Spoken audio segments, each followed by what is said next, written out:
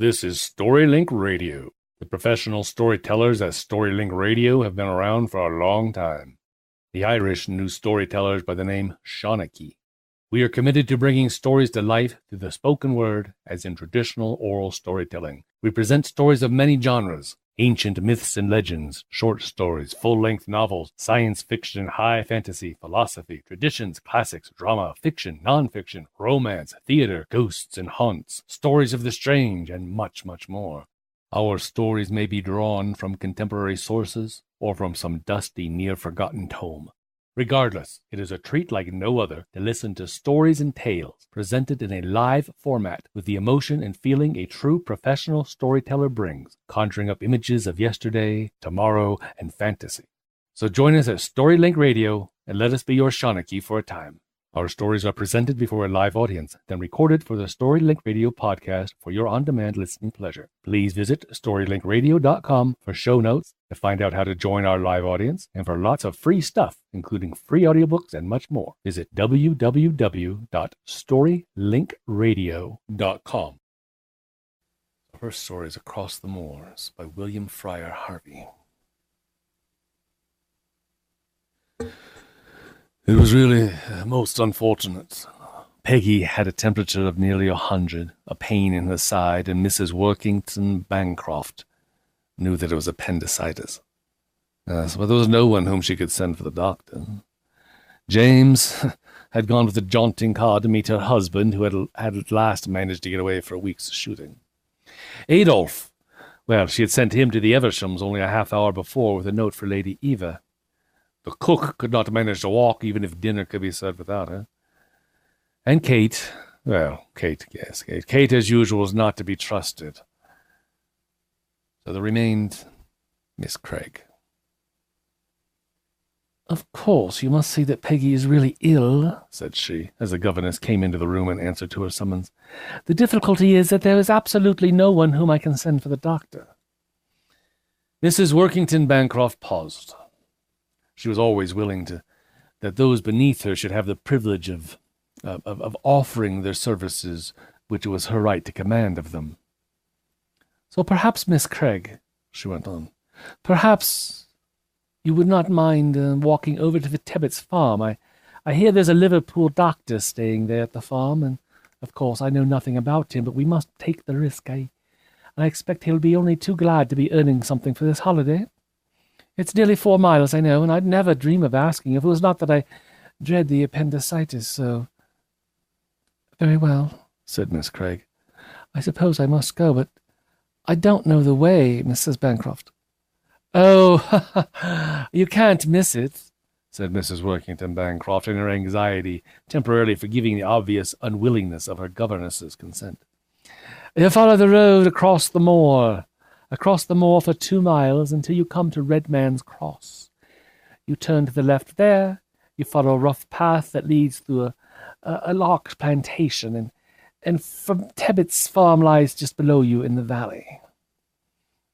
Oh, and take Pontiff with you," she added as the girl left the room. "There's absolutely nothing to be afraid of, but I expect you'll be happier with the dog." "Nothing to be afraid of," she says. "Does anyone know what lies at crossroads? What magic, what darkness, what things and power lies at crossroads, such as Redman's Cross?" I do. I suspect you do, too. Well, anyway." "Well, miss," said the cook, when Miss Craig went into the kitchen to get her boots, which had been drying by the fire. "Of course she knows best, but I don't think it's right after all that's happened for the mistress to be sending you, Miss Craig, across the moors on a night like this. I don't think it's right at all.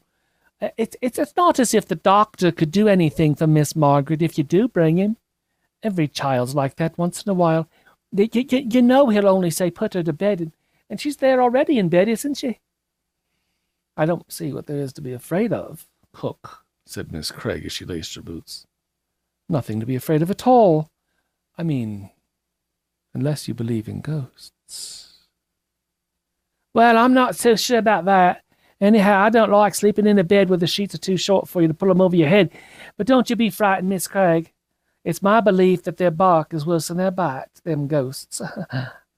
But though Miss Craig amused herself for some minutes by trying to imagine the bark of a ghost,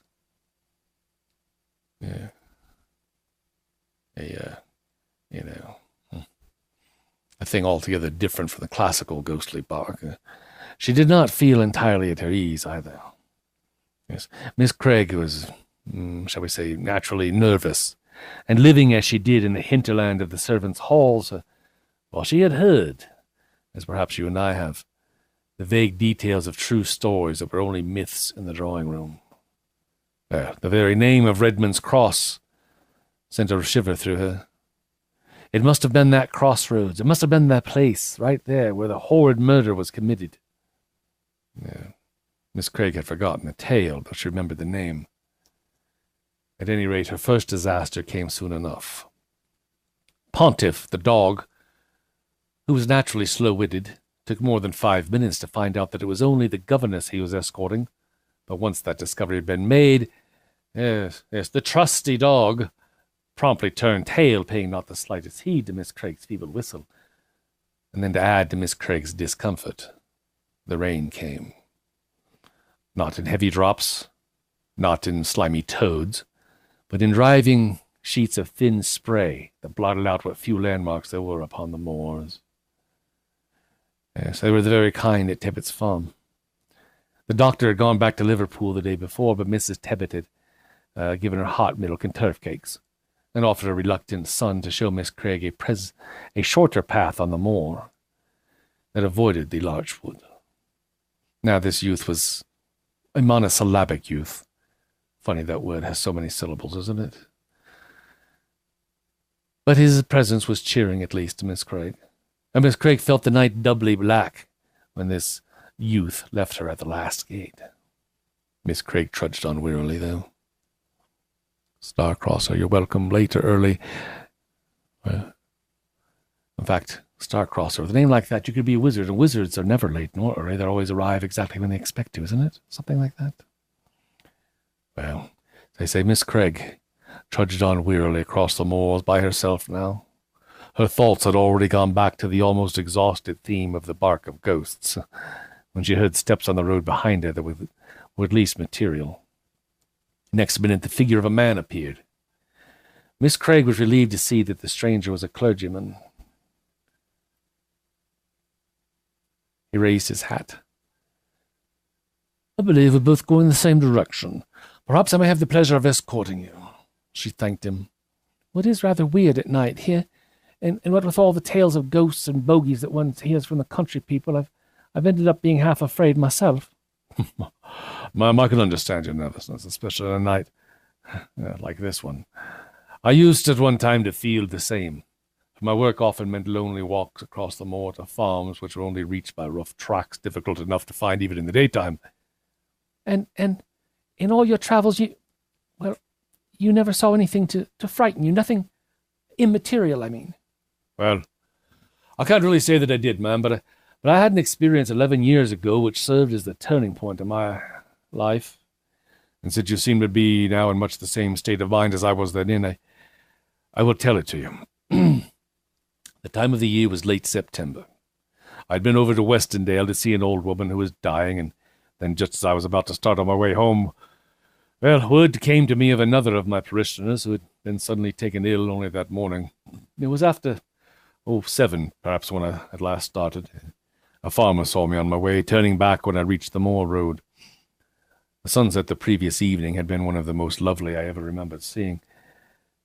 The whole vault of heaven had been scattered with flakes of white cloud, tipped with rosy pink like the strewn petals of a full-blown rose.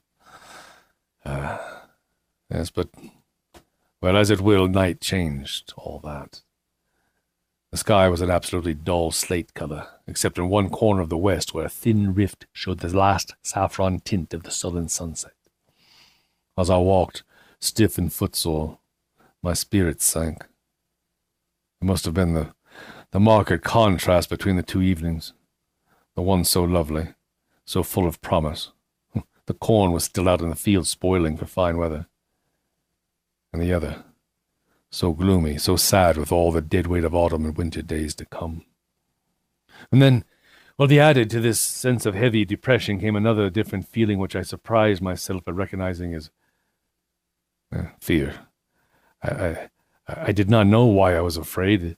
The moors lay on either side of me, unbroken except for a straggling line of turf shooting butts that stood within a stone's throw of the road. The only sound I had heard for the last half hour was the cry of the startled grouse. Go back, go back, go back.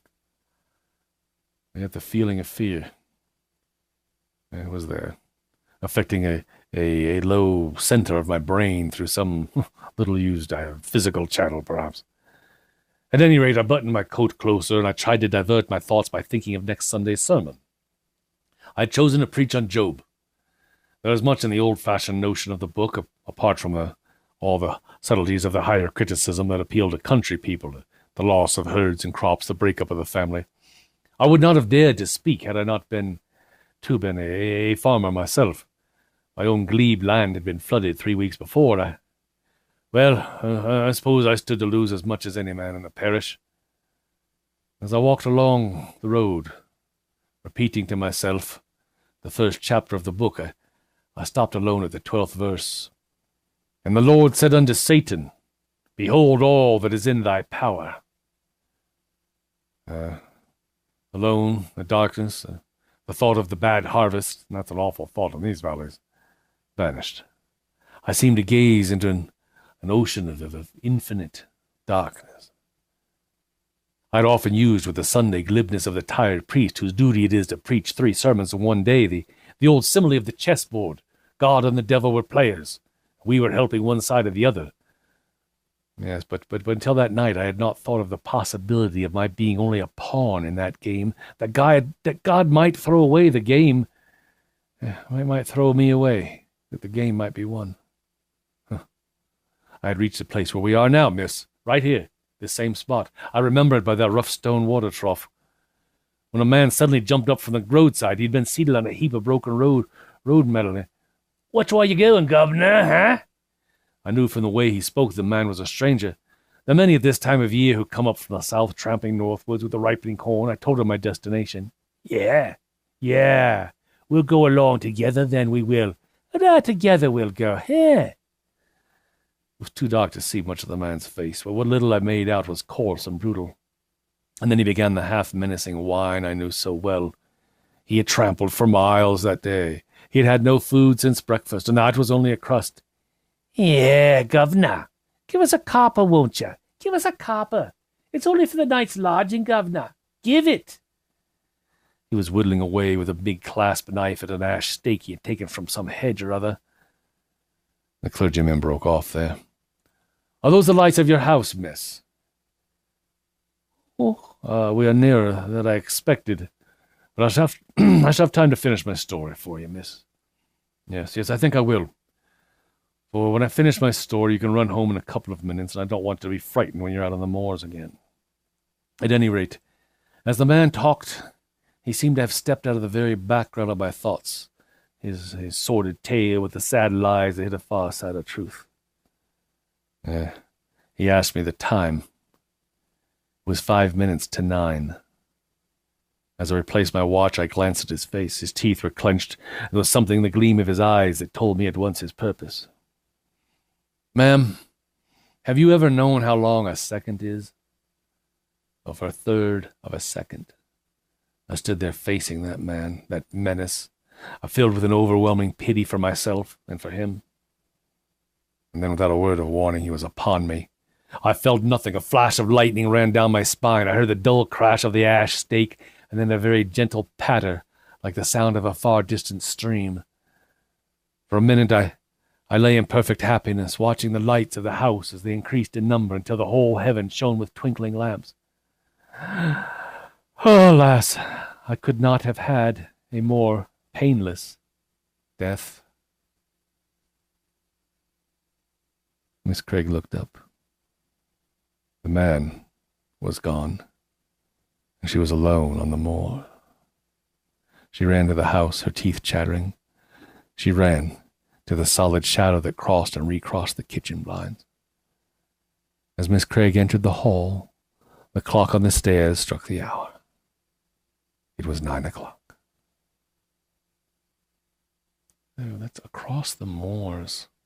Thank you for listening to StoryLink Radio. If you like what you've just heard, we hope you will subscribe to our podcast and pass along our web address, www.storylinkradio.com. Be sure to visit our website for show notes, to find out how to join our live audience, and for lots of free stuff, including free audiobooks and much more. Join us next time for another story from StoryLink Radio.